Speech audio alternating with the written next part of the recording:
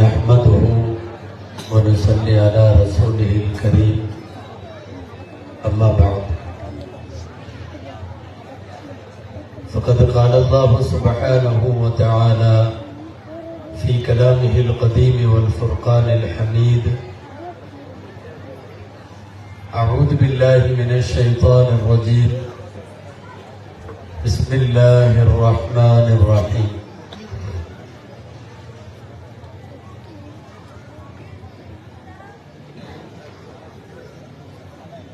وما آتاكم الرسول فخذوه وما نهاكم عنه فانتهوا واتقوا الله إن الله شديد العقاب صدق الله العظيم.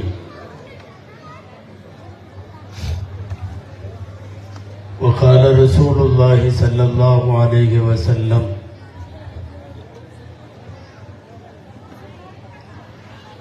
لا يأتي عليكم زمان إلا الذي بعده أشر منه أو كما قال صلى الله عليه وسلم. அளவற்ற அருளாளனும் நிகரற்ற அன்புடையோனுமாகிய எல்லாம் வல்ல அல்லாஹுவின் பேரருளால் துவங்குகிறேன்.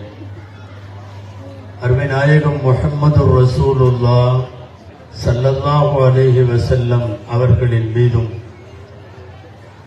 நற்பாக்கியங்கள் நிறைந்த அவர்களுடைய உம்மத்தின் மீதும் குறிப்பாக இந்த உயர்ந்த மஜ்லிஸிலே அமர்ந்திருக்கிற நம் அனைவர் மீதும் எல்லாம் வல்ல அல்லாஹுவின் நல்லருள் என்றென்றும் நிறைவாக உண்டாவதாக. ஆமீன். கண்ணியத்திற்குரிய விழாவினுடைய தலைவர், நல்லூர் ஜமாத்தார்கள், ஜமாத் மற்றும் பள்ளிவாசல் மதரசா ஆகியவற்றின் நிர்வாகிகள், இந்த ஊரை சார்ந்த இஸ்லாமிய இளைஞர் சங்கத்தினுடைய சகோதரர்கள், மேடையில் வீற்றிருக்கக்கூடிய மரியாதைக்குரிய உலமா பெருமக்கள், நிகழ்ச்சியில் பங்கேற்று சிறப்பித்த ஜமாத்துல் உலமா சபையினுடைய மாண்பார்ந்த உறுப்பினர்கள், பட்டிமன்றத்தில் பங்கேற்று உரையாடிய உலமா பெருமக்கள், இங்கே ஊர் சொந்தங்களாகவும் மற்றவர்களாகவும் கூடியிருக்கக்கூடிய சபையில் வீற்றிருக்கக்கூடிய உங்கள் அனைவருக்கும் என் ஆரம்பமான அஸ்ஸலாமு அலைக்கும் வரஹ்மத்துல்லாஹி வபரகாத்துஹு. அல்லாஹுவின் பேரருளால் இங்கே ஐம்பெரும் விழா நடத்தி அதனுடைய நிறைவு கட்டத்தை நாம் எட்டியிருக்கிறோம். ஆண்களை விட வழக்கம் போல பெண்கள் கூட்டம் அதிகமாக இருக்கிறது.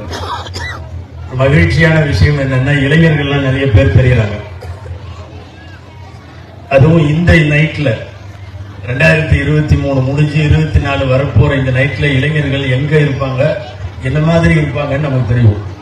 அவர்கள் எங்காவது டூ வீலர்ல ரேஸும் ரைடும் போயிட்டு வேற மாதிரியான கடைகளுக்கு முன்னாலே எல்லாம் இருக்கிற கூட்டங்கள் நாட்டிலே உண்டு. ஆனால் அல்லாஹ் ரசூலை பற்றி பேசப்படுகிற ஒரு சபைக்கு முன்னாலே அல்லாஹ் இந்த சபையோரை சங்கமிக்க வைத்திருக்கிறான். அல்ஹம்துலில்லாஹ் சும்மா அல்ஹம்துலில்லாஹ். அன்பிற்குரியவர்களே, காலத்திற்கு தேவையான சில செய்திகளை சுருக்கமாக உங்களுடைய சிந்தனைக்கு கொண்டு வந்து நான் என் உரையை நிறைவுபடுத்த வேண்டும். எல்லாம் வல்ல அல்லாஹ் பயன் தரும் விஷயங்களை பேசவும் நாம் கேட்கவும் தொடர்ந்து அது குறித்து சிந்திக்கவும் வரும் நாட்களிலே செயலாற்றவும் எல்லாம் வல்ல அல்லாஹ் அருள் புரிவானாக என்கிற நல்ல துஆவோடு துவங்குகிறேன். இந்த உலகத்தில் அல்லாஹ் வழங்கிய மிகப்பெரிய பேரருள் தீனுல் இஸ்லாம். ஒப்பாரும் நிக்காரும் இல்லாத என்று சொல்லுவார்கள். உலகத்தில் ஈடு இணையற்ற அற்புதமான ஒரு மார்க்கத்தினுடைய அங்கத்தினர்கள் நாம். சுமார் 14-15 நூற்றாண்டுகளாக இந்த உலகத்தில் ஒவ்வொரு வருஷமும் ஏறிக்கொண்டே இருக்கிற எண்ணிக்கை எந்த மார்க்கமோ அந்த மார்க்கத்திலே நாமெல்லாம் அங்கத்தினர்கள். ஒரு வருஷம் கூட போன வருஷத்தை விட முஸ்லிம்கள் இந்த வருஷம் குறைந்து விட்டார்கள் என்று ஒரு ரெக்கார்டு உலகத்தில் 1400 வருஷத்தை தாண்டியும் இதுவரை இல்லை. எப்போதும் ஏறுமுகம், எப்போதும் ஏறு வரிசை. உயர்ந்த மார்க்கத்தில் நாம் எல்லாம் அங்கத்தினர்கள். அல்லாஹ் சொல்லுகிறான்,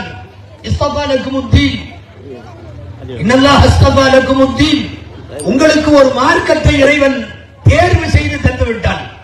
என்ன சொல்லுகிறான் தெரியுமா? மவுத்து வரை அதிலேயே நிலைத்திருங்கள். முஸ்லிமுன், மரணிக்கிற போதும் கூட முஸ்லிம்களாக மரணிக்க வேண்டும் என்பது குர்ஆன் வான்வரை வழிநெடுகிலும் சொல்லித் தருகிற ஒரு வளமார்ந்த உபதேசம். அது ஆயிரக்கணக்கான வழிகளை, வாழும் முறைகளை இந்த உலகத்திற்கு நிறைய பேர் சொல்லிக் கொடுத்தார்கள். ஆனால் இஸ்லாத்தினுடைய பாடம், அடிப்படை பாடம், கைருல் ஹதி ஹதி முஹம்மதின் ஸல்லல்லாஹு அலைஹி வஸல்லம், உலகத்தில் ரசூலுல்லாஹ்வை போல் அழகிய வாழ்க்கை முறையை உலகத்திற்கு சொல்லித் தந்தவர்கள் யாரும் இல்லை. எனவே நாம் பெற்றிருக்கிற பாக்கியங்களில் பெரும் பாக்கியம் ஒன்று இந்த மார்க்கத்தின் அங்கத்தினர்கள் நாம், இன்னொன்று எம்முடைய தலைவர் எம்பெருமானார் முஹம்மது ரசூலுல்லாஹ் ஸல்லல்லாஹு அலைஹி வஸல்லம் அவர்கள். அல்லாஹ் நம்மை பார்த்து சொல்ல வருகிற செய்தி, உத்குலு ஃபி ஸில்மி காஃபா, மார்க்கத்துக்குள்ள வர்றதுனா முழுசா உள்ள வந்துரு. இங்க ஒரு கால் அங்க ஒரு கால் அப்படியெல்லாம் வேணாம். திடீர்னு அவனை பார்த்தா நல்லா இருக்குன்னு கொஞ்ச நேரம் அப்படியே உலா வருது, திடீர்னு இந்த பக்கம் வந்துடுறது. சமயங்களிலே இஸ்லாமிய அடையாளங்கள், சமயங்களிலே வேற மாதிரி அடையாளங்கள். இந்த பக்கம் ரம்ஜான் பக்ரீத்தையும் பார்த்துக்கலாம், அந்த பக்கம் ஒரு நியூ இயர் அது இது என்னென்னலாம் வருதோ அதையும் பார்த்துக்கலாம். நிலைத்திருங்கள், முழுசா உள்ள வாங்கன்னு கூப்பிடுது குர்ஆன். இது கூப்பிடுறது நம்மளை பார்த்தா கூப்பிடுது, எல்லாத்தையும் அல்ல. யாயுவல்லதீன ஆமனு துகுலு ஃபி ஸில்மி காஃபா, ஈமான் கொண்டவர்களே மார்க்கத்திற்குள், இஸ்லாமிற்குள் முழுமையாக வாருங்கள். அந்த அடிப்படையில் உலகத்தில் எங்கு வாழ்ந்தாலும், எந்த நாட்டிலே வாழ்ந்தாலும், உலகத்தின் எந்த மூலை முடுக்கிலே வாழ்ந்தாலும் மார்க்கத்தை சார்ந்து, மார்க்கம் சொல்லுகிற ஒழுக்கம் சார்ந்து, மார்க்கத்தினுடைய வாழ்வியல் சார்ந்து வாழ வேண்டும். நீங்களெல்லாம் சொந்த ஊருக்கு வந்து ஒன்று கூடி இருக்கிறீர்கள். தொழில் நிமித்தமாய் எந்தெந்த ஊர்களிலோ இருப்பீர்கள், சமயங்களில் எந்தெந்த நாட்டிலோ இருப்பீர்கள். எந்த நாட்டுக்கு போனாலும், எந்த ஊருக்கு போனாலும் நம்முடைய மரபு, நம்முடைய குடும்பம், நம்முடைய பாரம்பரியம், நமக்கென்று ஒரு பண்பாடு, கலாச்சாரம் இதுவெல்லாம் உண்டு. எங்க போனாலும் அதை மாற்றக்கூடாது. ஊருக்கு வந்த உடனே மக்கனாவும் புருக்காவும் அதுவும் இதுவும் போட்டுக்க வேண்டியது, வசிக்கிற ஊருக்கு போனா அதெல்லாம் காணாம போயிருதுன்னா அது அல்ல. வாழ்வது உலகத்தில் எங்கு வாழ்ந்தாலும் இஸ்லாமிய அடையாளத்தோடும் இஸ்லாமிய கலாச்சாரத்தோடும் வாழ வேண்டும். முழுக்க முழுக்க அரைகுறை அல்ல, கால் பகுதி கூட இல்லாத ஆடை உடுத்துகிற வெளிநாடுகளில் கூட, நிர்வாணமாய் தெரிகிற எத்தனையோ ஐரோப்பிய கண்ட்ரிகள்ல கூட முழுமையா புர்காவோடு உளறிக் கொண்டிருக்கிற இஸ்லாமிய பெண்கள் இருக்கத்தான் செய்கிறார்கள். போகிற நாடும், நாம் வாழுகிற ஊரும், நம் கோலத்தை, நம் பாரம்பரியத்தை, நம் மார்க்கத்தினுடைய மரபை ஒருபோதும் மாற்றிவிடக் கூடாது. அதுதான் ஒரு முஸ்லிமினுடைய நிரந்தரமான பெருமை. நமக்கென்று இருக்கிற கலாச்சாரத்தில் சமரசம் இல்லாமல் இருக்க வேண்டும். அவ்வப்போது யாருக்காவது மாற்றிக்கொள்ளும் வகையில் மார்க்கம் ஒரு எடுப்பார் கைப்பிள்ளையை போல ஆனால் வீணாகி விடுவோம். அதற்கு உமர் ரலியல்லாஹு அன்ஹு அவர்கள் பலஸ்தீனத்தினுடைய வெற்றியின் நேரத்தில் பைத்துல் முகத்தஸிலே நுழைகிற தருவாயில் சொன்ன வார்த்தை, இன்னல்லாஹ அஅஸனா பில் இஸ்லாம், இறைவன் நமக்கு கொடுத்த கண்ணியமே இஸ்லாம் என்கிற கண்ணியம் தான். ஃபமஹ்மா நத்லுபுல் இஸ்ஸ பிகைரி மா அஅஸன அல்லாஹ் அதல்லன அல்லாஹ், இஸ்லாம் அல்லாத வேறு வழிகளில் கண்ணியத்தை தேடுவதற்கு நாம் முயற்சித்தால் அல்லாஹ் கேவலப்படுத்தி விடுவார். சொல்லுவது உமர் ரலியல்லாஹு அன்ஹு. உயர்ந்த கண்ணியம் மார்க்கம், அதை தொலைத்து விட்டு வேறு வகையில கண்ணியத்தை தேட துவங்கினால் அல்லாஹ் அந்த கண்ணியத்தை அல்லாஹ் இழிவுபடுத்தி விடுவான் என்று சொல்லுகிறார்கள் ஹஜ்ரத் உமர் ரலியல்லாஹு தஆலா அவர்கள். எனவே பெற்ற பாக்கியத்திலேயே பெரும் பாக்கியம் நம்முடைய பண்பாடு, நம்முடைய கலாச்சாரம். நாம் உண்ணுவதற்கு ஒரு ஸ்டைல் உண்டு, நாம் உடுத்துவதற்கு ஒரு ஸ்டைல் உண்டு. முஸ்லிம்களினுடைய நடைமுறை பாவனைகளுக்கு என்று ஒரு தனியாக ஒரு போங்கும் பாங்கும் உண்டு. இவைகளை தாண்டி போற போக்குல யாரெல்லாம் என்னவெல்லாம் சொல்றாங்களோ அதையெல்லாம் நமதாக்கி கொள்ளலாம்ங்கிற மாதிரி வரக்கூடாது. இன்றைக்கு அப்படி ஒரு கால மாற்றம், சுழற்சி, ஒரு பொல்லாத காலம் என்று சொல்ல வேண்டும் நாம் வாழுகிற காலம். ஆண்களை, பெண்களை, இளைஞர்களை, யுவதிகளை, சிறுவர்களை எல்லாரையும் பார்க்கிற போது ஒரு 10, 30, 40 வருஷத்துக்கு முன்னாடி இருந்த இளைஞர்கள் இன்னைக்கு இல்ல, அவங்கள மாதிரி பொம்பளைகளும் இன்னைக்கு இல்ல. ஒரு ஹதீஸ் ஒண்ணு நீங்க கேள்விப்பட்டிருப்பீங்க அடிக்கடி. அப்துல்லாஹ் இப்னு மஸ்ஊத் ரலியல்லாஹு அன்ஹு சொல்றாங்க, லா யஅதி அலைக்கும் ஸமானுன், ரசூலுல்லாஹ்வுடைய காலத்துல சொன்ன வார்த்தை, இனிமேல் உங்களுக்கு வரக்கூடிய எந்த காலமாக இருந்தாலும் இல்லல்லதி பஅதஹு அஷர்ரு மின்ஹு, அடுத்து வர்ற காலங்கள் மோசமாகவே இருக்கும்.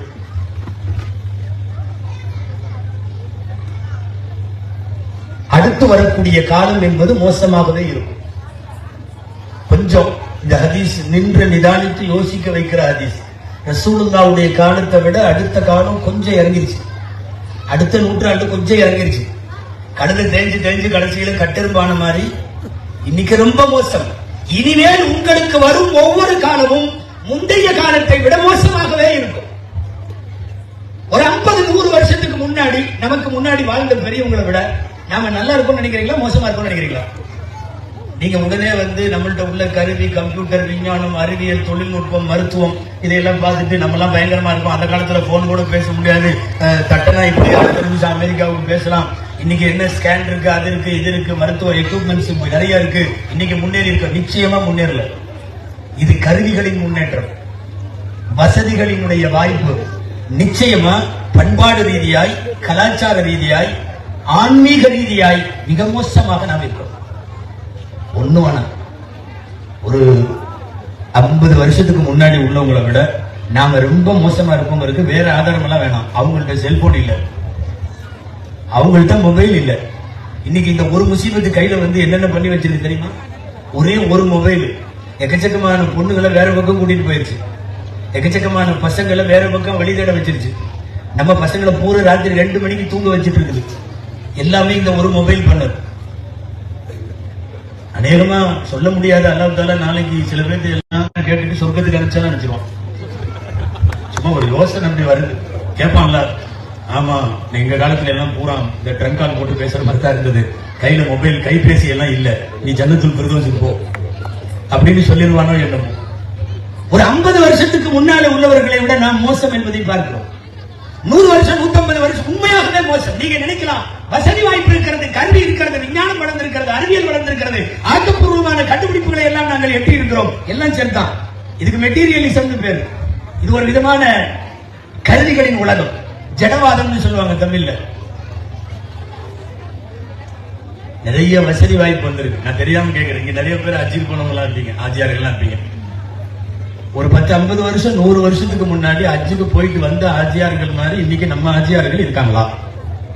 நிச்சயமே இல்ல. மாசம் உம்ராவுக்கு போறான், திரும்ப வேற மாதிரி தான் இருக்கு. உம்ராவுக்கு போயிட்டு ஏர்போர்ட்ல வரும்போதே இங்கிலீஷ கூட்டிட்டு தான் வர்றான். எல்லாத்தையும் சொல்லல, சில பேர் சொல்றேன். என்ன உம்ரா இது, என்ன ஹஜ் இது? ஆயுள்ள ஒரு தடவை ஹஜ்ஜுக்கு போனாங்க, போய் போட்டு திரும்பி வந்தாங்கன்னா மௌத்தாகிற வரை ஜமாத்தோட தொழுதவங்க ஆஜியார்கள் நம்ம பார்த்திருக்கோம். மௌத்தாகிற வரையும் ஹராமான வேலைகளை செய்யாத ஆஜியார்கள் நம்ம பார்த்திருக்கோம். இருக்கிற உலமாக்களுக்கு எல்லாம் தெரியும், முதல்ல ஹஜ்ஜுக்கு போயிட்டு மௌத்தாகிற வரையும் தஹஜ்ஜுத் தொழுகையை விடாத இறைநேசர்களை பார்த்திருக்கோம். சில ஊர்கள்ல, கிராமங்கள்ல அந்த ஆஜியாரை கொண்டு போய் நிக்க வச்சு மலைக்கு துவா கேட்டாங்கன்னா மழை வந்துடும். அப்படி ஆஜியார்கள் முதல்ல ஹஜ்ஜுக்கு போயிட்டு வந்தாங்க. இப்ப மாசம் உம்ராவுக்கு போறான், காபால நின்று 100 செல்ஃபி எடுக்கிறான். காபால நின்று எல்லாம் இருக்குது. ஆனா உன் வாழ்க்கை உன்னை திருத்தி இருக்கிறதா? இந்த பயணம் உன்னை பண்படுத்தியதா? வசதி வாய்ப்பு வந்திருக்கிறது என்பது உண்மை. ஆனால் முந்தைய காலங்களை இருந்தவர்களை போல நாம இல்லை. தாய்மார்கள் பாக்குறாங்க, நாங்கெல்லாம் நல்லா தான் இருக்கோம். இல்லவே இல்லை.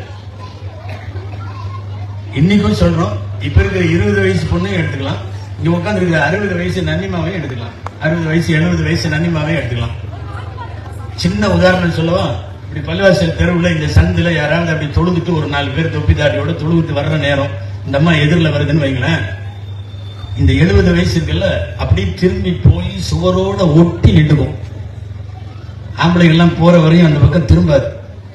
ஒட்டி நின்றா நீங்க பார்க்கவே வேணாம், முடிவு பண்ணிக்கலாம் அந்த அம்மாவுக்கு வயசு 70 அல்லது above 70. லெப்ட் ரைட் நீ என்ன வர்றது நான் என்ன போறதுன்னு எதிரில் வந்தா நீங்க முருகாவை பார்க்கவே வேணாம், முடிவு பண்ணிக்கலாம். நவீன காலத்து பெண் பிள்ளை. கால மாற்றத்தில் பெரிய வித்தியாசம் இருக்கிறது. முன்பு போல முந்தைய காலத்தை போல் அடுத்த காலம் இல்லை.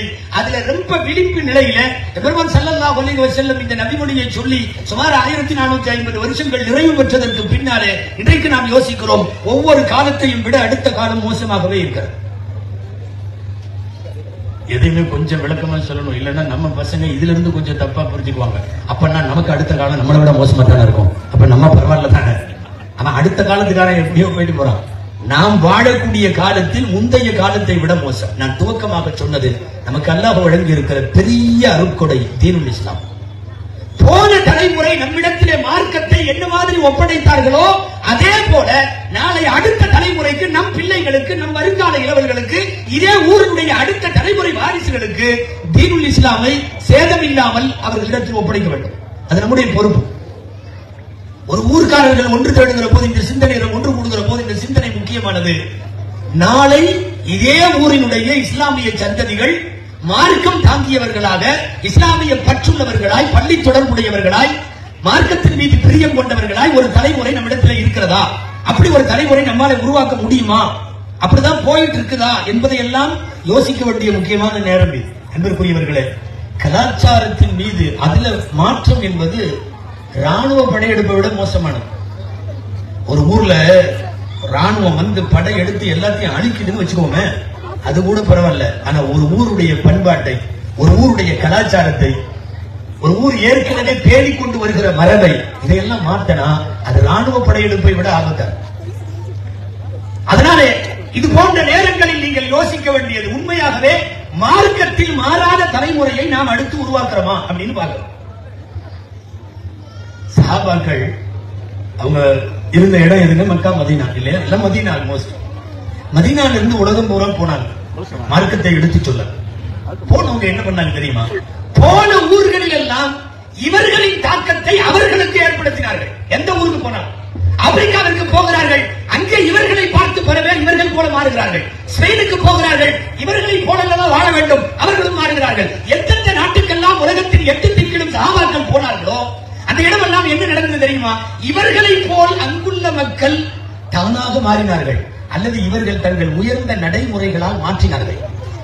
எந்த காலத்திலையும் எந்த சஹாபியும் போன ஊர்ல அவங்களுக்கு தோதுவா சஹாபி மாறல, அவங்களுக்கு தோதுவா இவங்க மாறல. இன்னைக்கு நடக்கிறது அதுதான். நாம யூஎஸ்ல இருந்தா அதுக்கு தோதுவா நம்ம மாறோம். நாம எங்கேயாவது டென்மார்க்ல போய் நின்றா அங்க போட்ட ட்ரெஸ் நம்ம போடுறோம். சென்னையில இருந்தா அதுக்கு தோதுவா போடுறோம். எப்போதும் நம்மை பார்த்து, நாம் எந்த ஊரிலே வாழ்ந்தாலும் இவர்களை போல் வாழ வேண்டும் என்று நம்மை பார்த்து மாற வேண்டுமே தவிர அவர்களை பார்த்து நாம் மாறக்கூடாது. உலகத்தில் ஓபன் டாக் என இது மார்க்கத்தினுடைய பெருமை. இஸ்லாமியர்களை பார்த்து, இஸ்லாமிய சட்டங்களை பார்த்து இந்த உலகம் மாற வேண்டும். ஏன்னா சட்டமும் மார்க்க நெறிகளும் இங்கே இல்லை. இதை பார்த்துத்தான் மற்றவர்கள் மாற வேண்டுமே தவிர அடுத்தவங்களை பார்த்து நம்ம மாறக்கூடாது. நான் நம்ம பசங்களை கேட்கிறேன், இன்னைக்கு ஏதாவது 2 சினிமா படம் பார்த்துட்டு அவன் மாதிரி மாறிடுறீங்களே, அவனை போன்று மாறி விடுகிறீர்களே. ஏதாவது ஒரு நடிகனோ அல்லது ஏதாவது ஒரு துறை சார்ந்த செலிபிரிட்டிகள், பிரபலமானவர்கள் எதையாவது செய்தால் அதை போல நாம் மாறுறோம். அவன் மாதிரி டிரெஸ், அவன் மாதிரி தலைமுடி, அவன் மாதிரி லைஃப் ஸ்டைல், அவன் மாதிரியே எல்லாம் பண்றது. கேட்டா தலைவர் ஸ்டைல். உங்களுக்கு யாரு தலைவர்? நடிகரா ஒரு 2.5 மணி நேரம் ஒரு படத்துல நடிச்சுட்டு போனவன் உனக்கு தலைவர் ஆகிறான்னா நீ தலைவன் ஏத்துக்கிற அவனை விட்டுருவோம். நீ எவ்வளவு கேவலமானவன் தெரியுமா? ஏன்னா உண்மை நிலவரம் என்ன தெரியுமா? உன்னை விட அவன் கேவலமானவன். சொல்ல போனா நீ நல்லவன். யாரையோ பார்த்து நாம் மாற வேண்டியதில்லை. நம்முடைய வாழ்வில் மாற்றத்தை ஏற்படுத்துகிற அளவுக்கு அவன் யோக்கியன் இல்லை. நீ ஒரு முஸ்லிம், உன் வாழ்வியல் அடுத்தவர்களின் தாக்கத்தை ஏற்படுத்த வேண்டும். மற்றவர்களின் தாக்குதலுக்கு நாம் ஆளாக கூடாது. நான் ஆண்களுக்கு மட்டுமல்ல, தாய்மார்களுக்கும் சொல்லுகிறேன். உங்கள் திரையிலே தெரிகிற, சினிமாவில் தெரிகிற, சின்ன திரையிலே தெரிகிற, உங்களுடைய மெகா தொடர்களில் தெரிகிற, உங்களுடைய பிக் பாஸிலே தெரிகிற எவ்வளவு யோக்கியமானவெல்லாம் இல்ல. பொதுவா குற்றச்சாட்டு சொல்றேன்னு நினைக்க வேணாம். உங்களை விட அவங்க நல்லவங்க கிடையாது. சத்தியமா அவங்கள விட நீங்க தான் நல்லவங்க. உங்களை பார்த்து உலகம் மாற வேண்டுமே தவிர அவங்களை எல்லாம் பார்த்து நீங்க அவ உடுத்துற மாதிரி உடுத்துறதும், அவ பேசுற மாதிரி பேசுறதும், அவ தலைமுடியும் மேக்கப்பும் போட்டுக்கிற மாதிரி போட்டுக்கிறதும் தேவையில்லையே. இன்னைக்கு நம்முடைய பசங்க நிறைய பேர் சினிமா நடிகர்களுக்கு பின்னால், கிரிக்கெட் நட்சத்திரங்களுக்கு பின்னால் யாரோ கேட்டா அவங்கள தலைவர்ன்றான். அவங்கள திடீர்னு ஊர் பூரா மொட்டை அடிக்கிறான். என்னன்னா அவன் ஏதோ ஒரு படத்துல மொட்டை அடிச்சிருப்பான் போல தெரியும். இவனு அம்மா அத்தை சின்னதுல இருந்து சொல்றாங்க அப்போ எல்லாம் மொட்டை அடிக்கல, திடீர்னு மொட்டை அடிக்கிறான். அஜர்த்த அத்தனை தடவை பயன் சொல்லுவார் தாடியை பத்தி. திடீர்னு தாடி வைக்கிறான். எல்லாரும் ஒரு கோடு மாதிரி போட்டு 1 மாசம் 2 மாசமா தாடியோட சுத்துவானுங்க. நீங்க பெரிய சுண்ணத்து நல்லா நினைக்க கூடாது. உடனடியே எந்த படத்துல எவன் தாடி வச்சிருக்கான்னு பாருங்க. இவன் அவனை பார்த்து இங்க தாடி வச்சிருக்கான்னு அர்த்தம். அப்ப உன் வாழ்வை தீர்மானிப்பது யாரு? உன்னை ஒருத்தன் மொட்டை அடிக்க வைக்கிறான், உன்னை ஒருத்தன் தாடி போட வைக்கிறான், உன்னை ஒருத்தன் மோசமா டிரெஸ் போட வைக்கிறான். சில பேர்லாம் பனியன்ல டிஷர்ட் போட்டு சில வாசகம் எல்லாம் எழுதிட்டு வர்றாங்க. வாசகமே வாந்தி வர்ற மாதிரி இருக்கு. அந்த வாசகத்தை எழுதிட்டு பள்ளியாசல்ல வேற வந்து நின்று அல்லாஹ் அக்பர்னு தக்பீர் கட்டுறான். பனியன் போடுற டிஷர்ட் கொஞ்சம் இறக்கமாவது இருக்கும். அது இடுப்புக்கு மேலேயே முடிஞ்சு போயிருக்கு, அதோட தொழுகிறான். இதுல பின்னாடி ஹியூமன் பீயிங், மனிதாபிமானம், மனித நேயம் எல்லாம் இவர் உலகத்துக்கு பாடம் சொல்லுவார். என்ன அசிங்கமான வாசகங்கள் ஆண்கள் பெண்களுடைய டிரெஸ்ஸுகள் இன்னைக்கு. இதெல்லாம் இங்க உள்ள கலாச்சாரம் அல்ல, இதுவெல்லாம் இஸ்லாம் சொல்லுகிற நடைமுறையா இல்ல. யாரோ எவனோ எங்கிருந்தோ ஏற்றுமதி கொண்டது. நீங்க எல்லாம் அநேகமா பிக் பாஸ் பாக்குற பொம்பளையில தான் இருப்பாங்கன்னு நினைக்கிறேன் நிறைய பேர். ஆமாங்கிறாங்க. பூரா டெய்லியும் உட்காந்து யாரு வெளியே போனா யாரு உள்ள வந்தா, வீட்டுக்குள்ள யாரும் உள்ள போறா வெளியே போறான்னு பாரு. அதை விட்டு போட்டு அங்க யாரு வெளியே போனா, இன்னைக்கு அவ்வளவு வெளியே தள்ளிட்டாங்க, இவ்வளவு வெளியே கொடுத்துருச்சு. இந்த பிக் பாஸ் மோசமான ஒரு காட்சி. அது போல எல்லாம் வேற ஒண்ணும் இல்லை. நீங்க நினைச்சுக்கிறீங்க என்னமோ பொழுதுபோக்கு அம்சம் இல்ல. பிக் பாஸ் எல்லாம் பிளான்டான ஒரு மீடியா. நல்லா தெரிஞ்சுக்கணும், பிக் பாஸ் தமிழ்நாட்டில் மட்டும் இல்ல, நாட்டில் எல்லா ஸ்டேட்லயும் இருக்கு. இந்தியாவில் மட்டும் இல்ல, உலகம் பூரா பிக் பாஸ் ஓடுது. அது ஒரு கருத்தியல், அது ஒரு கருத்துருவாக்கம். உலகம் பூரா பிக் பாஸ் ஓட வைக்கிறது. எல்லா இடத்துலயுமே இதே சேம் தான். அப்படியே ஒரு வீட்டுக்குள்ள எல்லாத்தையும் உழவு விடுறது, பக்கத்துக்குள்ள என்ன நடக்குதுன்னு எட்டி பாக்குறது, சமையல் அறையில சண்டை கொடுக்கிறது, அடுத்த பெட்ரூம் போய் எட்டி பாக்குறது, ஆண்கள் பெண்கள் சகஜமா வரிசிக்கிறது, எப்பப்பா அவங்க ஜாலியா அவங்க இருக்கிறது, ஒரு அரைக்கால் குட்டப்பாவாட அல்லது ஒரு அரைக்கால் டவுசர், அரையும் குறையமா ஒரு ட்ரெஸ் மேல இதை போட்டுக்கிட்டு இப்படி உலாத்த. அஜித் கரெக்டா சொல்றத பார்த்தா பாப்பாரு அப்படியெல்லாம் நினைக்க வேணாம். கேள்விப்பட்டதையும் இதையும் தான் சொல்றோம். அல்லாஹ் அக்பர், நல்லா பாதுகாக்கணும். பிக் பாஸ் என்பது நான் சொல்ற மாதிரி இது ஒரு ஆங்கிலத்துல ஐடியாலஜிக்கல் வயலன்ஸ் சொல்லுவாங்க, கருத்தியல் வன்முறை. இது உலகம் பூரா ஒரு கருத்தியல். இதை கொஞ்சம் கொஞ்சமா திரும்ப காட்டிட்டே இருக்கிறப்ப என்ன ஆகும் தெரியுமா? இன்றைக்கு இருக்கிற இளம் பெண்களுக்கு அரங்கால் டவுசர் போட்டா என்ன தப்பு அப்படிங்கிற சிந்தனை வரும். கொஞ்சம் அரைகுறையா ட்ரெஸ் போட்டா அது ஒண்ணு இன்னைக்கு ஒண்ணு பெரிய விஷயம் இல்லையே அப்படின்னு வரும். ஒரு ஆம்பளை பையனோட இப்படி தோல்ல கையை போட்டு ரோட்ல நடக்கிறது தப்பில்லைன்னு வரும். இந்த கலாச்சாரத்தை கொண்டு வருவதற்கு தான் உலகம் முழுக்க இருக்கிற ஊடகங்கள் வழியாக பிக் பாஸ் மாதிரி உள்ள காட்சியெல்லாம் நீங்க ஏதோ நம்ம ஊர்ல டைரக்ட் பண்ணி நம்ம ஊர்ல ஒரு படம் போடுற மாதிரி இதை ஒரு மீடியாவா நினைச்சுக்க வேண்டாம். சர்வதேச அளவில் ஒரு கருத்து திணிப்பு. என்ன திணிப்பு தெரியுமா? பொம்பளை வெளியே வந்தா தப்பில்ல, பெண்கள் சாதாரணமா இருந்தா தப்பில்ல, அவங்க டிரெஸ் கோட் எல்லாம் மோசமா இருந்தாலும் தப்பில்ல. உடனே ஒரு தத்துவம் சொல்லுவான், உன் பார்வை சரியில்லைம்மா, உன் பார்வை சரியில்லை. இது ஒரு கருத்தியல். இந்த கருத்தியலை உருவாக்குவதற்கு தான் பிக் பாஸ் மாதிரி உள்ளதுனா. நான் பேசிட்டு இருந்தது என்னன்னா, இதுல வர்றவர்களும் நடிக்கிறவர்களும் உங்களுக்கு ரோல் மாடல் கிடையாது. சொல்ல போனா அவர்களை விட 1000 மடங்கு, லட்சம் மடங்கு நீங்கள் உயர்ந்தவர்கள். இங்க இருக்கிற பெண்கள் உயர்ந்தவர்கள், இங்க இருக்கிற பசங்க உயர்ந்தவர்கள். திரையிலே தெரிகிற, சின்ன திரையிலும் பெரிய திரையிலும் காணுகிற நட்சத்திரங்கள் எல்லாமே அவதார புருஷர்களாய், வாழ்வின் சொந்த வாழ்க்கையிலே யோக்கியர்களாய் அவர்களை புரிந்து கொண்டு அவர்களை பின்பற்றுவது என்பது மிக மோசமான தவறு. நான் துவக்கத்தில் இருந்து சொல்லிக் கொண்டு வருவது, எந்த ஊர்ல நீங்க இருந்தாலும் சரி, எந்த நாட்டில் இருந்தாலும் சரி, இப்ப அல்ல இறக்கும் வரைக்கும் அல்லாஹ் எங்கே ரிசல்ட்டை வைத்திருக்கிறானோ அந்த ஊர்களில் எல்லாம் சரி, நம்முடைய மார்க்கம், நம்முடைய பாரம்பரியம், நம்முடைய கலாச்சாரம் இவைகளெல்லாம் பேணப்பட வேண்டும். அப்படிப்பட்ட கலாச்சார பாதுகாப்பு இருக்கிற வரை மட்டும்தான் தீனுல் இஸ்லாமினுடைய அடுத்த தலைமுறை கண்டிப்பாக சிறப்பாக இருக்கும். இன்னைக்கு உள்ள பசங்களுடைய லைஃப் ஸ்டைல் எல்லாம் பார்த்தா ரொம்ப கஷ்டமாக இருக்க. வாலிபர்கள் ராத்திரி 1:30 மணி 2 மணிக்கு தான் தூங்குறான். பிள்ளைகளும் அப்படித்தான் தூங்குது. அப்படியே பார்த்து அந்த செல்போனு தானா சார்ஜ் தீர்ந்து போய் போடா நான் போறேன்னு அது செத்து போச்சுன்னா தான் அதை வச்சு போட்டு அதுக்கப்புறம் தூங்க ஆரம்பிக்கிறான். நபிகள் நாயகம் ஸல்லல்லாஹு அலைஹி வஸல்லம் அவர்கள் ஏராளமாக சொல்லிக் கொடுத்தது ஒழுக்கங்கள். நான் வாலிபர்கள்ட்ட பேசுறேன், பெண்கள்கிட்ட பேசுறேன், கொஞ்சம் கவனிக்கணும். அன்பிற்குரியவர்களே, வணக்க வழிபாடுகளை பெருமானார் ஸல்லல்லாஹு அலைஹி வஸல்லம் சொல்லி தந்ததை விட ஒழுக்க அன்புகளை தான் அதிகம் சொல்லி தந்தாங்க. நிறைய பேர் நினைச்சுக்கிறாங்க ரசூலுல்லா தொழுகிறதுக்கு சொல்லி கொடுத்தாங்க, ரசூலுல்லா நோன்பு வைக்க சொல்லி கொடுத்தாங்க, ஹஜ் பண்றது சொல்லி கொடுத்தாங்க. இல்ல, அது கம்மி. நாயகம் ஸல்லல்லாஹு அலைஹி வஸல்லம் இந்த உலகத்திற்கு சொல்லிக் கொடுத்தது வணக்கங்கள் அல்ல, மிக அதிகமாக ஒழுக்கங்கள். இங்க என்னமோ பட்டிமன்றம் எல்லாம் நடத்திருக்கிறாங்க. இந்த தலைப்புல கூட நீங்க பட்டிமன்றம் நடத்தலாம். நாயகம் இந்த உலகத்தில் அதிகம் போதித்தது வணக்கமா ஒழுக்கமா? நிச்சயமா வணக்கம் இல்லை, வணக்கம்லாம் இல்லை. 6000 சில்லற வசனங்கள்ல குர்ஆன்ல தொழுகை பத்தி ஒரு 100 வசனம் தாங்க இருக்கு. 1000 வசனம் கூட இல்ல. ஒரு 5-6 வசனம் தாங்க நோன்பு பத்தி இருக்கு. ஜகாத் பத்தியும் அதே மாதிரி தான். நிறைய குர்ஆன் பேசுவதும் சமூக ஒழுக்கங்கள். ரசூல் ஸல்லல்லாஹு அலைஹி வஸல்லம் பேசுறது நிறைய சமூக ஒழுக்கங்கள். தலை சீவாம பரட்ட கோலத்தோட வர்றாரு ஒருவர். அபூதாவுதுல இந்த ஹதீஸ் இருக்கிறது. நபி ஸல்லல்லாஹு அலைஹி வஸல்லம் கேட்பாங்க, அலைஸா அஹதுக்கும் யஜிது மா யுஷிது ஷஅரஹு. ஏம்பா ஆள் பேரை கையை காட்டி எல்லாம் சொல்ல மாட்டாங்க. சபையில அவங்களா புரிஞ்சுக்கிற மாதிரி உங்கள ஒருத்தருக்கு தலை வர்றதுக்கு சீப்பு கூட கிடைக்கலையாட்டு இருக்குது அப்படின்னு சொன்னாங்க. உங்கள ஒருத்தருக்கு அவர் நைஸா அங்கிருந்து எஸ்கேப் ஆகி போய் தலையை கரெக்டா சீவிட்டு வந்து உட்கார்ந்தார். தலைவிரி கோலமா உடனடியா போயிட்டார். இது வணக்கமா ஒழுக்கமா? ஒழுக்கம். ஒருத்தர் அப்படியே ஜடைய விட்டு அது பின்னாடி முதுகு வரையும், பின்னாடி இருந்து பார்த்தா பொம்பளை போகுதா ஆம்பளை போகுதான்னே தெரியல, அப்படி ஜட வரையும் தொங்கிட்டு இருக்கிற மாதிரி. இதுவும் அபூதாவுதுல இருக்கிறது. அதற்கு அடுத்ததே இருக்கிறது. நபி ஸல்லல்லாஹு அலைஹி வஸல்லம் சொன்னாங்க, உங்கள சில பேர் முடிய ஒழுக்கமா வச்சுக்க மாட்டீங்களான்னு. ஃபராஹ ஃபகதஅ ஜும்மதஹு, இது ஹதீஸுடைய வார்த்தை. உடனடியாக அவர் எழுந்து அங்கிருந்து போனார்.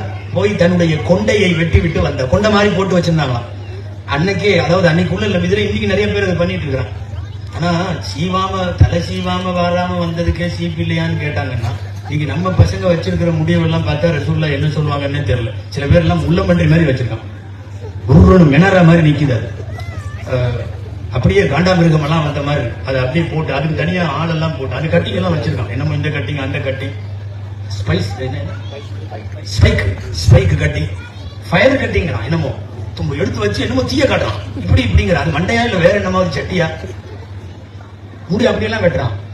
இப்போ சாதாரண தலைவாடுறதுக்கு சீப்பு கிடைக்கலன்னு சொல்றது ஒழுக்கங்களை சொல்லிக் கொடுத்தார்கள் நாயகம் ஸல்லல்லாஹு அலைஹி வஸல்லம். கிழிஞ்ச ட்ரெஸ்ஸோட ஒருத்தர் வந்தார், சபைக்கு வந்தார்.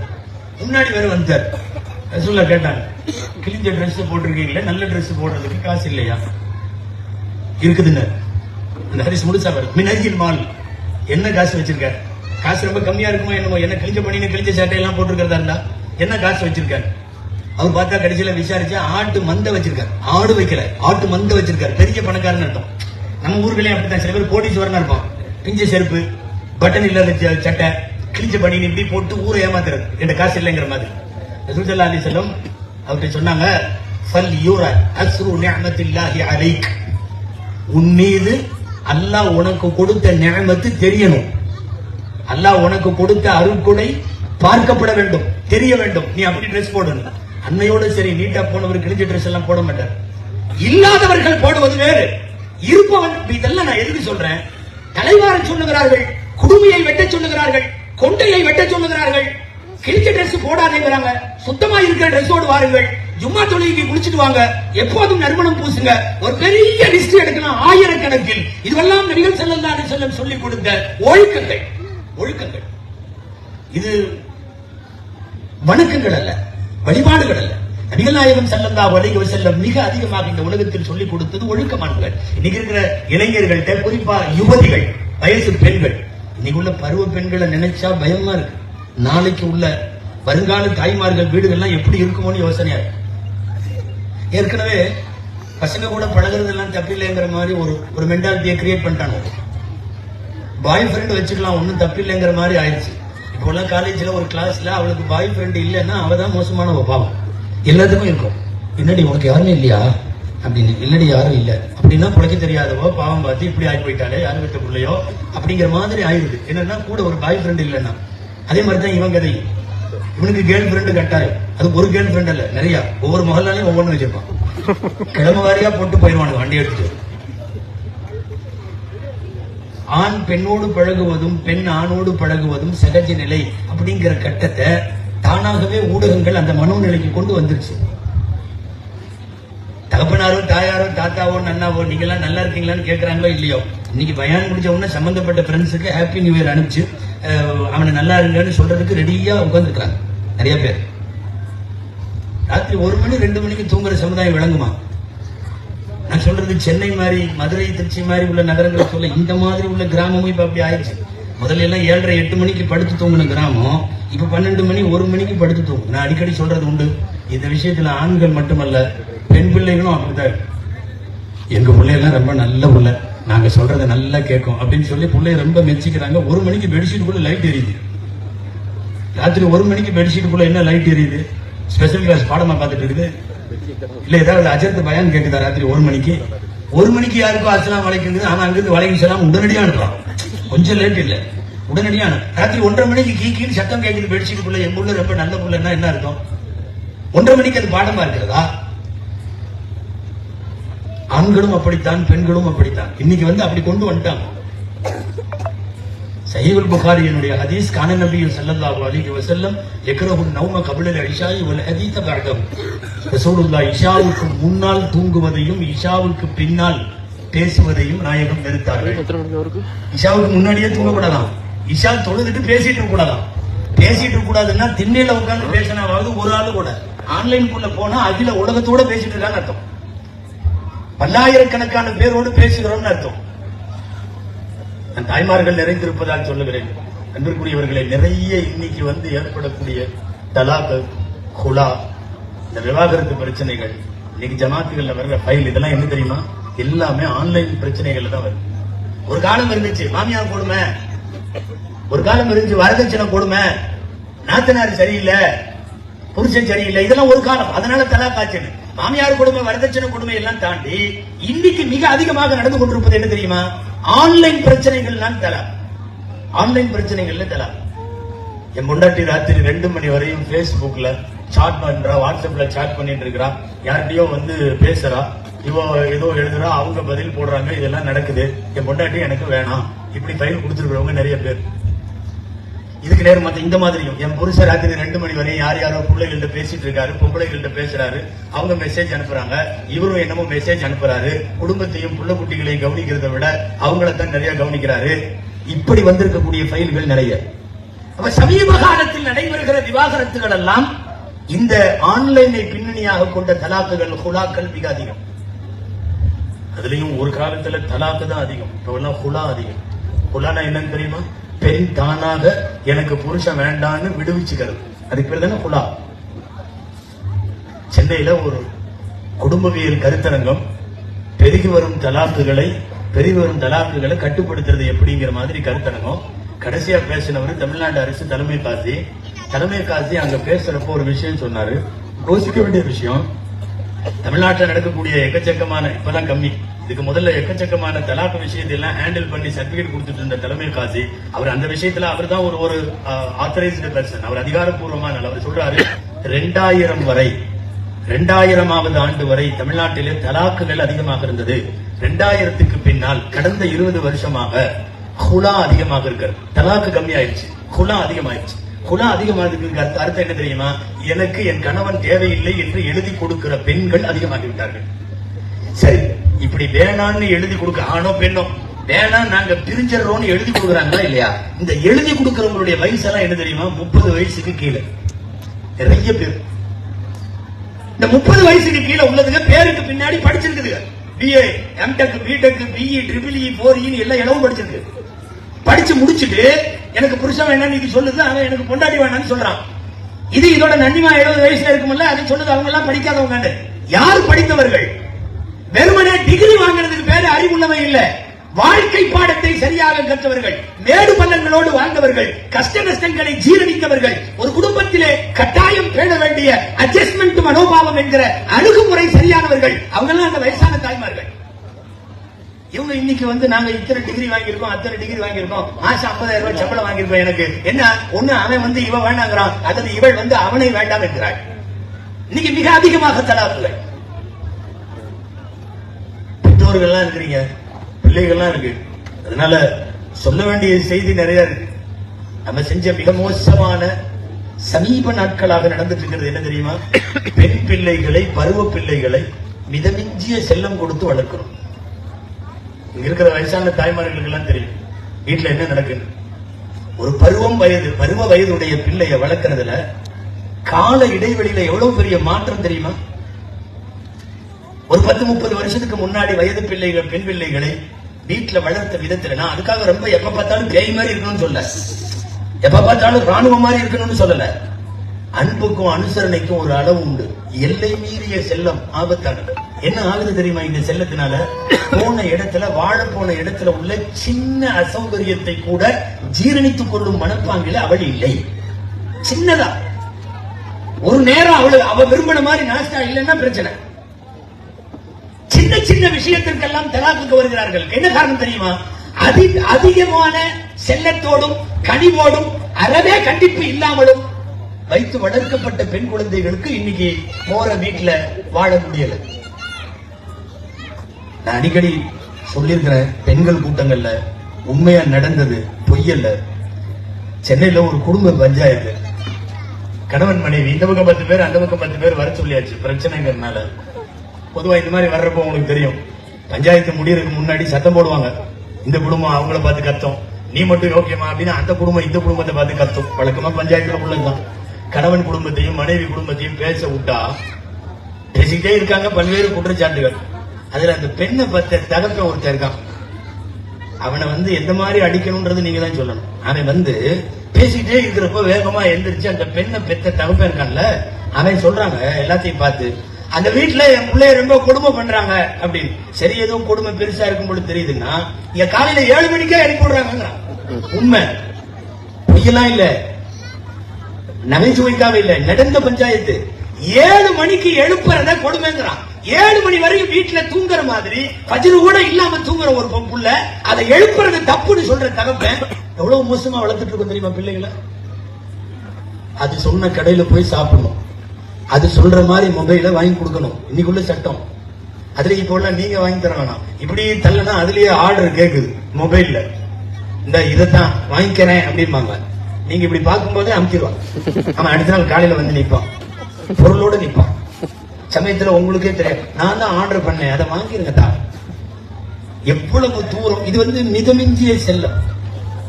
உச்சகட்டமாக எந்த கண்டிப்பும் இல்லாமல், குறிப்பாக ஒழுக்க விஷயத்துல, அதாவது வீட்டுக்குள்ளேயா இருந்தாலும் அண்ணன் தம்பி அத்தா சின்னத்தா பெரியத்தா யாராவது சொந்த பந்தம் வருது போகுது, வீட்டுல உள்ள டிரெஸ் கூட இன்னைக்கு உள்ள பிள்ளைகளுக்கு அலங்கோலமா இருக்கிறத பெற்றோர்கள் கண்டுக்கலன்னு சொன்னா என்ன அர்த்தம்? ஒரு காலத்துல தலையில துணி இல்லாத பிள்ளைய வீட்டுல இருக்கிற நம்ம நன்னிமா ராதிமா எல்லாம் விட்டுருக்காங்களா? தலையில துணி இல்லாம நின்ற முடியுமா? பருவ பெண்களை வளர்ப்ப வேற என்ன இருந்துச்சு தெரியுமா? இன்னைக்குள்ள மென்டாலிட்டியில எந்த சொந்தக்காரங்களும் வரணும், யாரும் வரணும். அவங்க போன் பண்ணுவாங்க, ஞாயிற்றுக்கிழமை கல்யாணம் கூப்பிடறதுக்கு வர்றோம். இங்க வீட்டுல இருக்கிற யாரு என்ன சொல்றாங்களோ தெரியாது. இந்த வயசுக்குள்ள இருக்கல, அவங்க ஏன் வர்றாங்க, எப்ப போவாங்க? விரும்பல. சொந்த பந்தங்களை அனுசரிக்கிறதையோ அவங்க வர்றதையோ பேசுறதையோ விரும்பல. வந்தவங்க சீக்கிரம் போட்டோம். அவங்க ஒரு நாள் தங்குவாங்களா? ஒரு நாள் தங்க கூடாதுங்குது. வயசானவங்களை விரும்பாத நவீன கால பெண்கள் அதிகமாகிறார்கள். அன்பிற்குரியவர்கள், இதெல்லாம் கலாச்சாரத்தில் ஏற்பட்ட சிதை. நான் தான் சொல்றேன், உலகத்துல எங்க வேணாலும் போய் புலப்பு நடத்தலாம். நம்முடைய குடும்ப மரபையும் நம்முடைய மார்க்கத்தினுடைய மரியாதையும் கெட்டு போயிடக்கூடாது. தாய்மார்கள் கேள்விப்பட்டிருப்பீங்க, நான் அடிக்கடி சொல்லியும் இருக்கிறேன், வர வர பெரியவங்களை கூட வச்சுக்கிறதையே இன்றைக்கு இருக்கிற நவீன காலத்து பெண்கள் விரும்புறதே இல்லை. இந்த கல்யாண மாலைன்னு ஒரு ப்ரோக்ராம் பண்றான் டிவில, உங்களுக்கு எல்லாம் தெரியும். வெளியில புரோக்கர் பண்ற வேலையை தான் அவன் அதுல பண்ணிட்டு இருக்கான். இங்க பொண்ணு இருக்கு பாக்குறீங்களா, அங்க மாப்பிள்ளை இருக்கு பாக்குறீங்களான்னு புரோக்கர் இருப்பார்ல, அவர் வேலையா அவன் இதுல பண்றான் டிவில. அதுல என்ன பண்றான்னா, மாப்பிள்ளைய உட்கார வச்சு உனக்கு எந்த மாதிரி பொண்ணு வேணும்னு கேட்கறான். அவன் உடனே பாத்தீங்கன்னா, எனக்கு வர போற பொண்ணு இப்படி இருக்கணும் அப்படி இருக்கணும்னா பெத்து கொடுக்க முடியாது, செஞ்சுதான் கொடுக்கணும். அது அவ்வளவு பேசுறான். அது மூக்கு அப்படி முடி இப்படி. அடுத்து இந்த பொண்ணுகளை உட்கார வச்சு கேட்கறான், உனக்கு மாப்பிள்ளை எப்படி வரணும், அந்த மாப்பிள்ளைய பத்தி அதுகளும் அப்படித்தான் செஞ்சு தர்ற மாதிரி தான் சொல்லுதுங்க. பயங்கரமா. இதுல ஒரு காலம் யோசிச்சு பாருங்க, நம்ம பிள்ளைங்க என்னைக்காவது புர்கா போட்ட புள்ள எனக்கு புருஷன் இப்படி வேணும்னு நம்ம வீடுகள்ல பேசினதா உங்களுக்கு ஞாபகம் இருக்கா? கல்யாண பேச்சு எடுத்தாவே ஓடிடுவாங்க. அப்படிதான் நம்ம பிள்ளைங்க இருந்தாங்க. இன்னைக்கு புர்கா போட்டு ஜம்முன்னு உட்காந்துட்டு, முகம் திறந்திருக்க புர்காவோட உட்காந்து மனத்தை வாங்கறதுக்காக உட்காந்து அது சொல்லுது, அவர் இவ்வளவு சம்பாதிக்கணும், அவர்கிட்ட உள்ள வண்டி 2 வீலர் இந்த வண்டி வேணும், அந்த வண்டி பேர்லாம் சொல்லுது. ஆர்டர் பண்ண வரிசையா வீட்டுல டிவி எத்தனை இன்ச் இருக்கணும்னு சொல்லுது. சும்மா ஏதோ சின்ன டிவில அது இத்தனை இப்படி இருக்கணும் அப்படி இருக்கணும் இப்படி சொல்லிட்டே வரும்போது அந்த புள்ளை சொல்லுது, அவன் நிகழ்ச்சியை துவக்கிற ஒரு தர்பான், அப்புறம் அவனுக்கு வேலை தான், அப்புறம் இது சொல்லுது, மாப்பிள்ளை கல்யாணம் முடிஞ்சு வரும்போது லக்கேஜ் எல்லாம் இல்லாம வரணும் அப்படின்னு சொல்லுது. இவன் நிகழ்ச்சி துவக்கிறவனுக்கே புரியல, லக்கேஜ் இல்லாம வரணும்னா என்னம்மான்னு கேட்கிறான். அதான் அவங்க அத்தா அவங்க அம்மா அவங்க எல்லாம் இல்லாம வரணுமா? புரியுதா உங்களுக்கு? பெரியவங்க எல்லாம் அடுத்த தலைமுறையிட்ட லக்கேஜ் ஆயிட்டாங்க. சுமை. லக்கேஜ்னா என்னங்க? சுமை.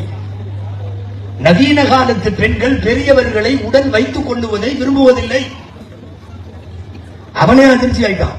என்னடா வயசானவங்களை பூரா லக்கேஜ் ஆக்கிட்டாங்க. அந்த காலத்துல எல்லாம் இப்ப இல்ல, ட்ரெயின்ல எல்லாம் முதல்ல ஒரு வாசகம் எழுதியிருப்பான், லெஸ் லக்கேஜ் மோர் கம்ஃபர்டபிள் அப்படின்னு சொல்லி. என்னன்னா சுமைகளை குறைத்துக் கொள்ளுங்கள், பயணம் சுகமாக இருக்கும்.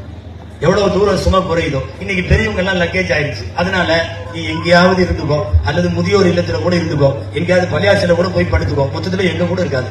நாங்க புருஷன் பொண்டாட்டி 2 பேர் மட்டும் தனியா வீடு எடுத்து தனியா அபார்ட்மெண்ட்ல உட்காந்து தனியா அவன் மூஞ்சியை இது பார்த்து இது மூஞ்சியை அவன் பார்த்து தனியா மௌத்தா போய் தனியா அடக்க வேண்டியதான். பெரியவர்களுடைய அனுசரணை இல்லாம, பெரியவங்களுடைய ஒத்துழைப்பு இல்லாம, பெரியவங்களுடைய துவா இல்லாம நீ என்ன வளர்ந்துருவ? நான் இங்க இருக்கிற பசங்களுக்கும் சொல்றேன், இங்க இருக்கிற பருவ பெண்களுக்கும் சொல்றேன், பெரியவங்க துவா இல்லாமல் நம்முடைய வருங்காலம் சிறக்காது. நம்முடைய வருங்காலம் நல்லா வேண்டும் என்று வாழ்த்துவது முதலில் உங்களுடைய 2 குடும்பத்தினுடைய பெரியவர்கள் வாழ்த்த வேண்டும். உங்கள் 2 குடும்பத்தினுடைய சொந்தங்கள் வாழ்த்த வேண்டும். பாப்பாவை அத்தை ஆகாது, அண்ணத்தை ஆகாது, ராதி ஆகாது, எதுவுமே ஆகாதுன்னா உங்களுடைய வருங்காலம் மட்டும் எப்படி சிறந்துவிடும் சொல்லுங்கள். நவீன காலத்தினுடைய பெண்களின் ஒழுக்கம் அல்ல ஒழுக்கீனங்களை பார்த்தால் அடுத்த தலைமுறையை குறித்து பெரிய அச்சமாக இருக்கிறது. இன்றைக்கு இருக்கக்கூடிய இதே கலாச்சாரம், இன்றைக்கு இருக்கிற இதே ஒழுக்கம் குடும்பங்கள்ல இன்னைக்கு நாம பேணி வரக்கூடிய விஷயம், இதுவெல்லாம் சரியா அடுத்தடுத்து இருக்குமா? இதே மாதிரி அல்லாஹ் கொண்டு வருவானா அப்படிங்கறத நினைத்து பயமாக இருக்க. அதிலும் குறிப்பாக நான் படிப்பை குறை சொல்லல, ஆனா படிப்பும் பட்டமும் ஒழுக்கத்தையும் பண்பாட்டையும் அதிகமாக்கணும். அதை விட்டு போட்டு ஒழுக்கத்தை குறைச்சு கொடுத்ததுன்னா வருத்தமாக இருக்கிறது, சொல்லுவதற்கு கூச்சமாகவும் இருக்கிறது. என்னன்னா உங்களுடைய இந்த ஊர்ல பக்கத்து ஊர்ல இதுல எல்லாம் எப்படின்னு தெரியல, நான் சென்னை நிலவரத்தை சொல்றேன்.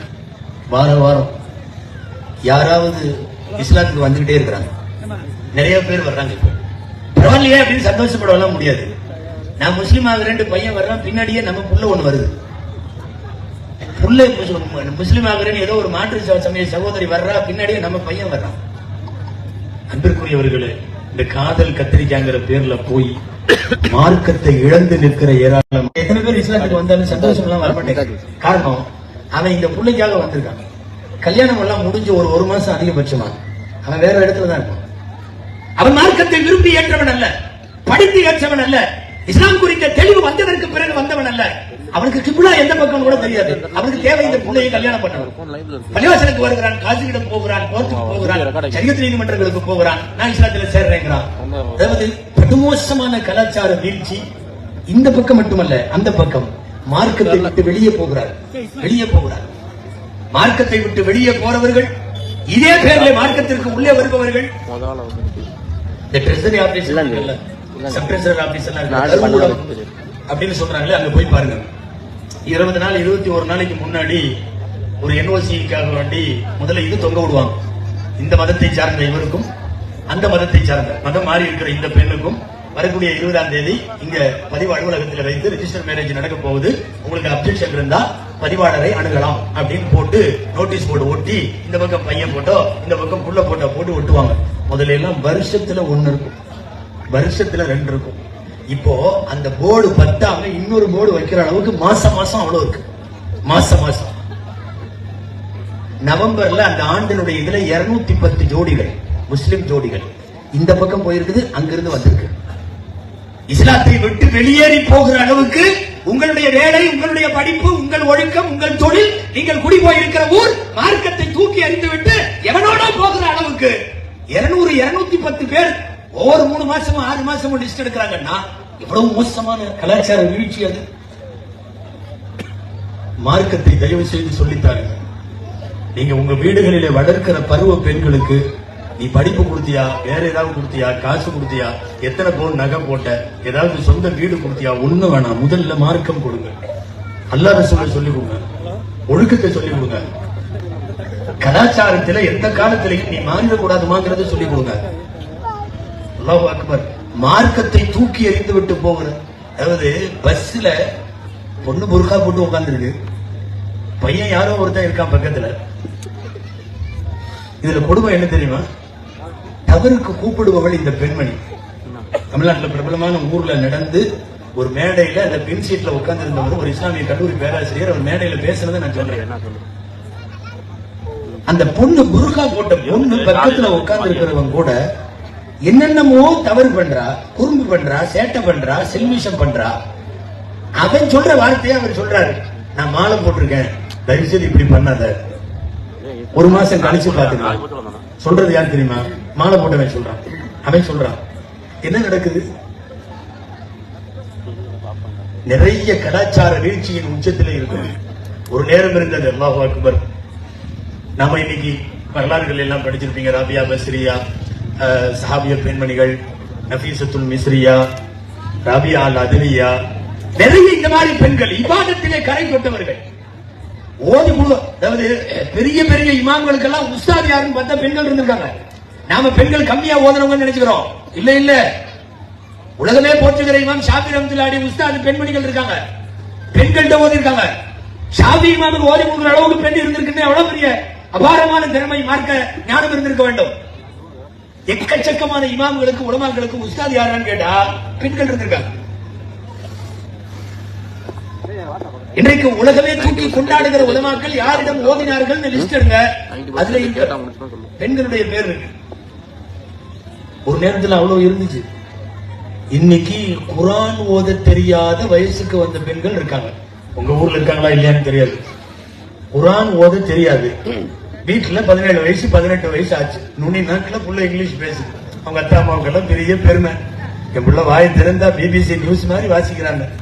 ஆமா, குர்ஆனை கையில எடுக்க முடியாது. இது என்ன மாதிரியான வளர்ச்சி? இந்த மாதிரி விழாவில் தானே அதை சொல்ல முடியும். இங்க என்னமோ அந்த கால பெண்கள் இந்த கால பெண்கள் தான் நடந்துட்டு போல தெரியுது. அதனால அதுக்கு தேவையான எல்லாமே பேசியிருப்பாங்க.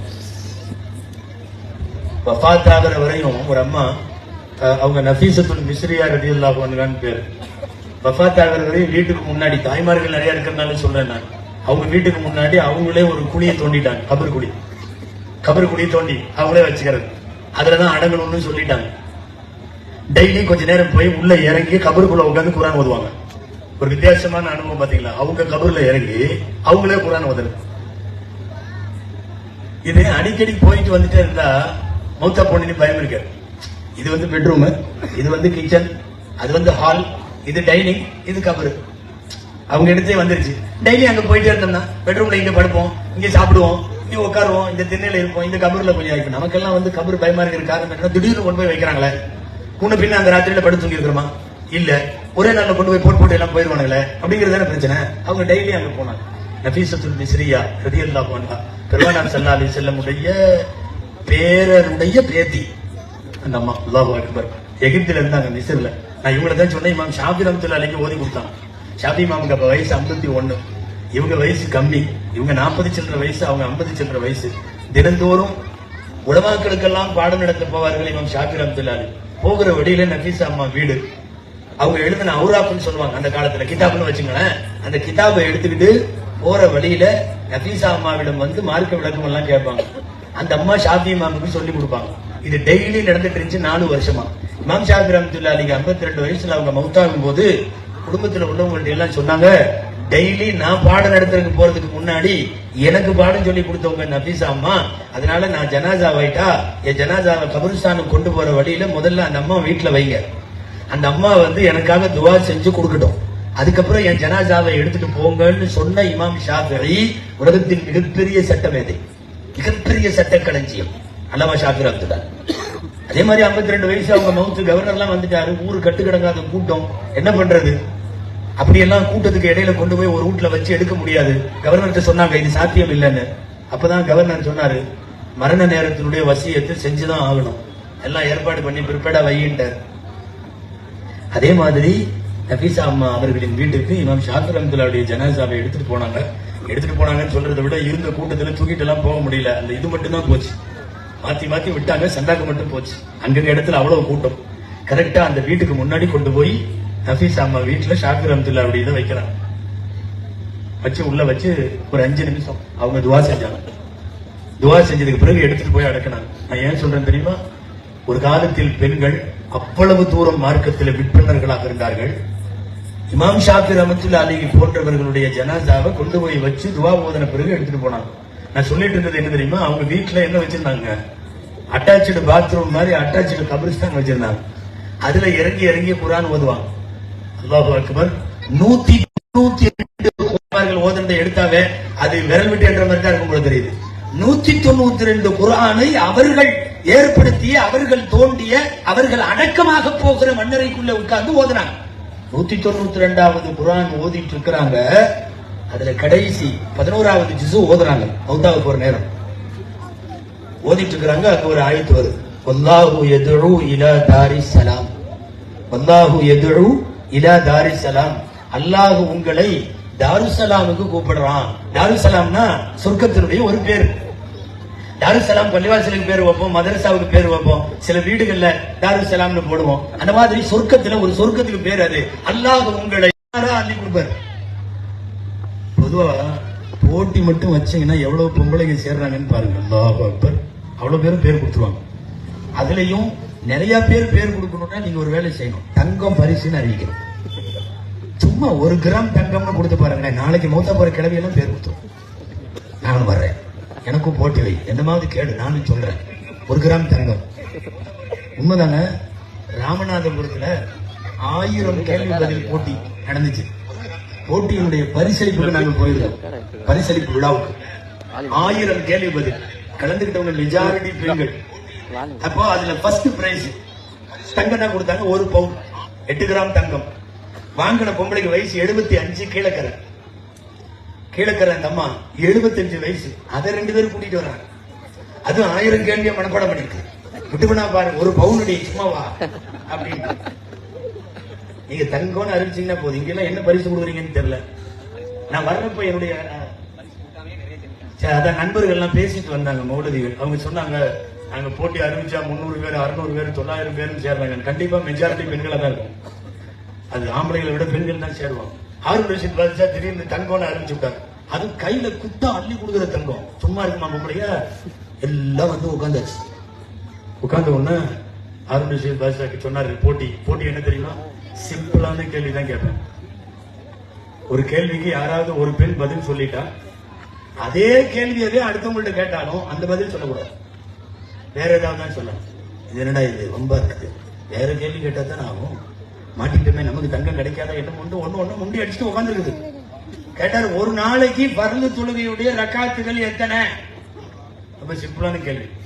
ஃபஜ்ர் 2, லுஹர் 4, 6, அஸ்ர் 4, 10, மக்ரிப் 3, 13, இஷாவுக்கு 4, மொத்தம் 17. ஒருமா முன்னாடி ஒடியாந்துருச்சு 17. நம்ம கண்ணு பூரா அந்த கூடத்துலதான் 17 குத்தா அள்ளி கொடுக்க போறேன். உண்மையாலுமே அவரு ரொம்ப கஞ்சத்தனமெல்லாம் இல்ல, ஒரு அள்ளி கொடுத்துட்டாரு. அடுத்த கேள்வி, அடுத்த பொம்பளை, ஒரு நாளைக்கு பரலு தொழுகை எத்தனை? கேள்வி அதே கேள்வி, ஆனா 17 சொல்லக்கூடாது, ஒரே பதில் சொல்லக்கூடாது. கொஞ்ச நேரம் திருன்னு முடிச்சது. அந்த மாவும் குடத்தையே பாக்குது, பூரா தீனாரா இருக்கு. இந்த மாதிரி சொல்லுச்சு 15 அப்படின்னு. ஹாரூன் ரஷீதே முடிச்சார். எப்படிமா 15ன்னு சொல்றேன்? நான் சொல்றது வெள்ளிக்கிழமை, ஜும்மா தொழுகை 2 ரக்காயத்து. முந்தைய பொம்பளை விட கொஞ்சம் அள்ளி கொடுத்தாரு நிறைய பேர். 3வது கதையெல்லாம் இல்ல, மஜாலிஸ் நிசான்னு சொல்லி ஹாரூன் ரஷீத் பாதுஷா உலமாக்களோட உட்கார்ந்து இருக்காரு, ஃபுகஹாக்களோட உட்கார்ந்து இருக்காரு. அந்த மாதிரி பெண்களோட எல்லாத்துக்குமே பரிசுகள் கொடுக்கிறது. முதல் காலத்து புலவனுக்கு வந்து பாடினா பரிசு கொடுப்பாங்கல்ல, இவர் மார்க்க ரீதியா உலமாக்களோட ஃபுகஹாக்களோட எல்லாம் உட்காரு. அப்ப மஜ்லிஸுன் நிசாவுல பெண்கள் மஜ்லிஸ்கள்ல இதெல்லாம் நடந்திருக்கு. 3வது பொம்பளை வந்து நின்றுச்சு, அதே கேள்வி. ஒரு நாளைக்கு பர்லு தொழுகைகளுக்கு ரக்காத்து எத்தனை? இந்த மாதிரி ரொம்ப நேரம் யோசிச்சு என்ன பதில் சொல்லு. 17 சொல்லிட்டு போயிருச்சு, 15 சொல்லிட்டு போயிருச்சு. இந்த மாதிரி பார்த்துச்சு, திடீர்னு என்ன நினைச்சோ தெரியல, 11 நினைச்சு. இது என்ன புதுசா ஏதோ ஒரு வகுப்பு விட்டுருக்குமோ என்னமோ. பாதுஷா கேட்டார், எப்படி 11? நான் சொல்ற பொம்பளை பிரயாணத்துல போகுது, அந்த பொம்பளைக்கு 4 ரக்காயத்தெல்லாம் 2 ரக்காயத்து தானே. அப்ப என்ன ஆகும்? ஃபஜ்ர் 2, லுஹர் 2, அஸ்ர் 2, இஷா 2, 8, ஒரு மக்ரிப் 3, 11. அது 2 பேர்த்த விட அள்ளி கொடுத்தார். இப்படின்னு எல்லாம் சொல்லுவாங்க. எதுக்கு சொல்லுவாங்க தெரியுமா? ஒரு நேரத்துல மார்க்கத்துல ரொம்ப விவரத்தோட தூர சிந்தனையோட இப்படி எல்லாம் இருந்திருக்காங்க. காலப்போக்குல கட்டரும்பான மாதிரி இன்னைக்கு உள்ள சிச்சுவேஷன் என்னன்னா, குர்ஆனை பார்த்து ஓத தெரியாது. பிள்ளைக்கு கல்யாணம் பண்ணி கொடுக்கறப்போ நீங்க கல்யாண தண்ணி கொடுக்கற அந்த வெல்வெட்டு குர்ஆன் ஒன்று இருக்குல்ல, சீதனமா கொடுக்கறது, அந்த குர்ஆனை எடுத்து அந்த பிள்ளைக்கு ஓத தெரியாத அளவுக்கு சூழ்நிலைகள் இன்னைக்கு வந்திருக்குன்னு சொன்னா, நாம் குழந்தைகளை வளர்ப்பதில் பெரிய தோல்வி அடைந்திருக்கிறோம். அன்பிற்குரியவர்களே, நான் நிறைவுக்கு வருகிறேன். ஆண்களானாலும் இளைஞர்களானாலும் பெண்களானாலும் வயது பெண்களானாலும் தயவு செய்து சொல்கிறேன், நீங்கள் எந்த ஊரில் வேண்டுமானாலும் வாழுங்கள், எந்த நாட்டில் வேண்டுமானாலும் வாழுங்கள், வீட்டுக்குள் முழுமையாக இஸ்லாம் இருக்க வேண்டும். வீட்டுக்குள்ள இஸ்லாம் இல்லைன்னா வெளியவும் இருக்காது, கண்டிப்பா வெளியே இருக்காது. நம்முடைய பிள்ளை நம் குடும்பத்திலே வந்த பெரியவர்களை போல் பெண்களை போல இல்லைன்னா தயவு செய்து நாளைய தலைமுறை மார்க்கம் சார்ந்த தலைமுறையாக உங்களுக்கு கிடைக்காது. அல்லாஹ் பாதுகாக்க வேண்டும். அந்த அடிப்படையில் சிறந்த ஒழுக்கங்களை கொடுக்கக்கூடிய தலைமுறைகளை உருவாக்குங்கள்.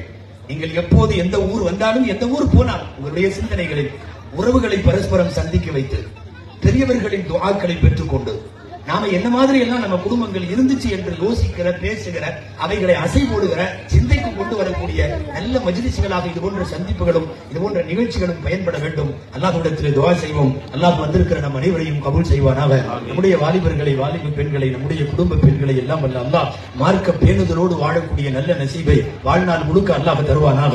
இருக்கிற போதும் இறக்கிற போதும் ஈமானோடும் கலிமா தௌஹீதோடும் வாழும் நல்ல நசீபை அல்லாஹ் நமக்கும் நம் சந்ததிகளுக்கும் அமைத்து தருவானாக. ஆமீன். وآخر دعوانا أن الحمد لله رب العالمين. جزاكم الله خير الجزاء. السلام عليكم ورحمة الله وبركاته.